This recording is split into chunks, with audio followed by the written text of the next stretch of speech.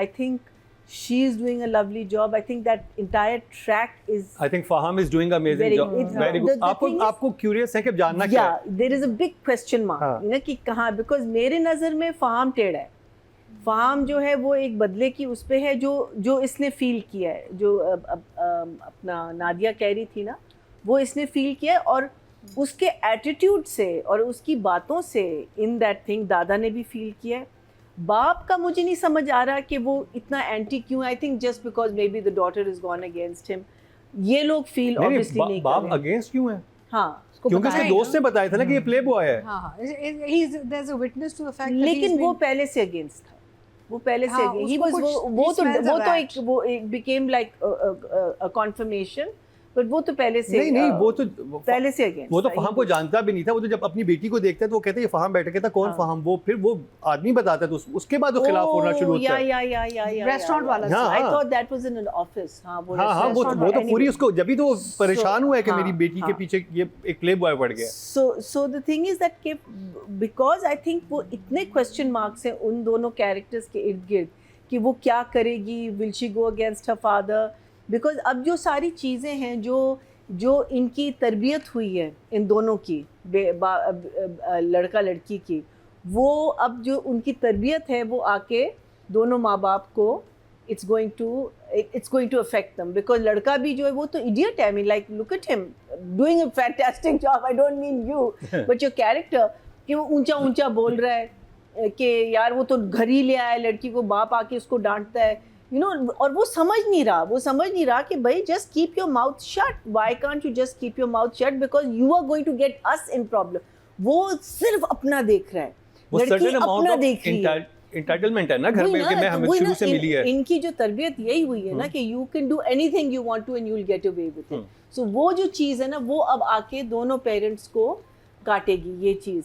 So that part of it for me was very interesting. I think लड़का लड़की जो है अपना हमारी जो मेन है उनका जो पार्ट मुझे बहुत इंटरेस्टिंग लगा is how their romance is और how their relationship is developing in all this chaos. So वो पार्ट भी बहुत इंटरेस्टिंग है. It's a very smooth buildup के you know of them falling in love with you. खैर अनस की sides तो 100% है, लड़की की साइड से अभी भी ज़रा क्वेश्चन मार्क है, लेकिन इर्द गिर्द उनकी इतनी चीज़ें ऊपर नीचे हो रही हैं और उसके अंदर ये लोग कैसे मैनेज कर रहे हैं और कैसे आगे बढ़ रहे हैं. So for me also it's not a 2 thumbs up but I definitely thoroughly had a few issues with the episode. सबसे पहले तो जब ये लोग आते हैं वापस कॉलेज और वो जो 2 रेड में बच्चे इनको रोकते हैं, हम अंदर नहीं जाने देंगे. That was so childish and that entire whole thing कि अंदर नहीं जा सकते. और जब अंदर गए तो बस 2 लाइनें बनी हुई थी. So I felt that entire build up to that was unnecessary. They could have just walked in and these people should have been just standing there, you know, welcoming them. लेकिन वो जो हैकल एंड जैकल को जो दिखा दिया शुरू में, I thought that was I'm sorry बच्चा लोग, लेकिन you know मुझे लगता है कि वो सीन जो है ना पूरा का पूरा जो था ना वो it just became a very childish caricature. It was like a cartoon little thing. I had a problem with that. The other thing was जब वो भाई के जब घर गए हैं, I thought जो नादिया कह रही थी ना, जो टीचर कह रहा था मुझे कि और किसी जहाँ मर गया कोई बात नहीं लेकिन सिर्फ आपकी किताबें वापस आनी. That was a good way of them having to go back to the house. शायद अगर भाभी और भाई वापस आ भी जाते कोई रीज़न देना तो था ना घर तो उन्होंने वो रीज़न बहुत अच्छा लिखा. तो अच्छा जब वो घर गए हैं तो वो कार्टन जो पैक कर रहे थे, if you notice most of it was books. Then comes Farhan carrying that carton as if there was nothing in that carton. You know, even if you have 5 books are so heavy. Books are so heavy. I mean, this is something you have to, suitcases, books, these are the things that totally and absolutely take away from a scene.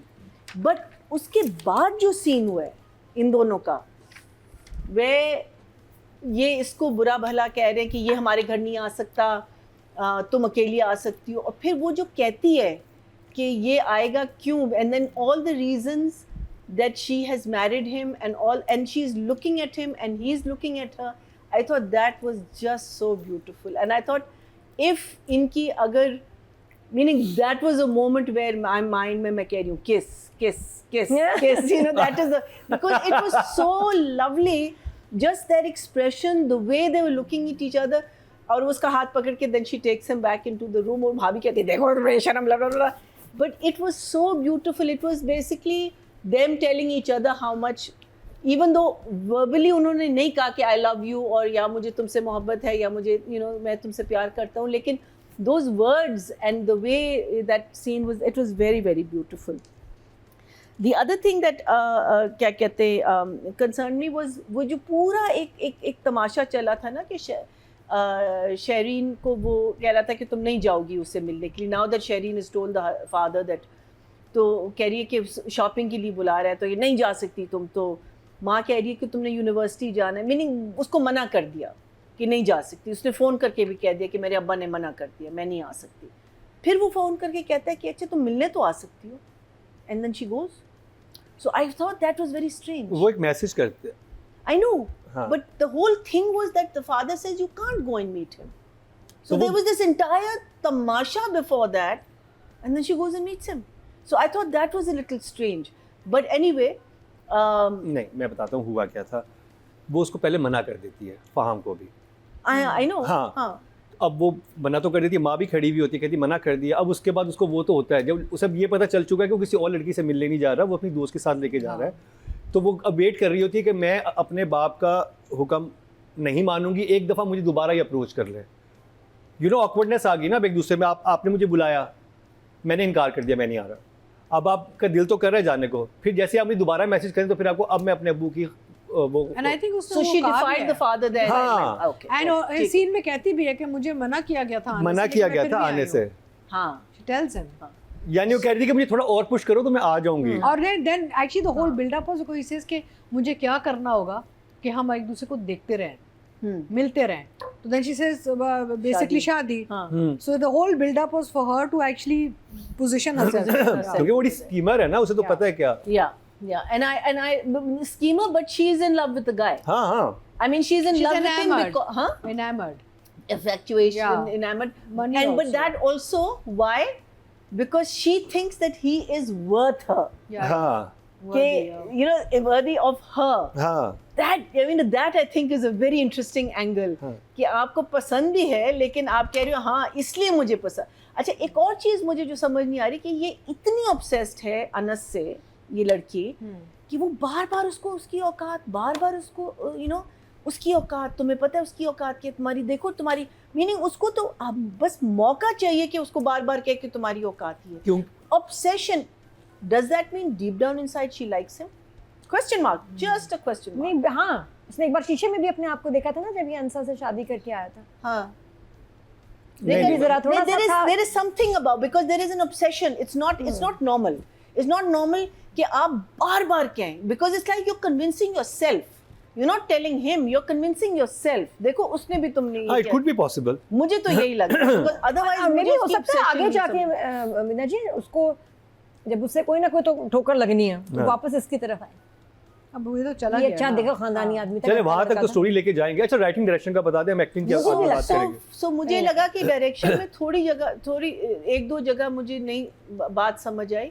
But I love the रिश्ता वाला scene. I thought it was very well handled. I think this boy, what's his name? Rizwan Jafri. Rizwan Jafri did a very good job कि उसने अपनी जो एक अना और अपना जो एक जिद या अपनी जो वो उसने बहुत क्लियरली दिखा दिया है. जिनको दिखाना है, जिनको नहीं दिखाना वो नहीं very समझे. interesting I thought character. it was very well done. I think he said so much that even if I was the mother, I would have said there's something wrong with this boy. Because he was so arrogant. He was so arrogant in that entire thing. I thought it was beautifully done. So story-wise, I am going to definitely give it an 8, but I'll give it a 7 for direction. Audience के चलते हैं जी. Total vote जो cast हुए writing की category में वो हुए जी 18,233 और बस तेरा साथ हो से लेट सायरा रजा के हिस्से में 3,117% बनते हैं. 1.7 इनको मिले.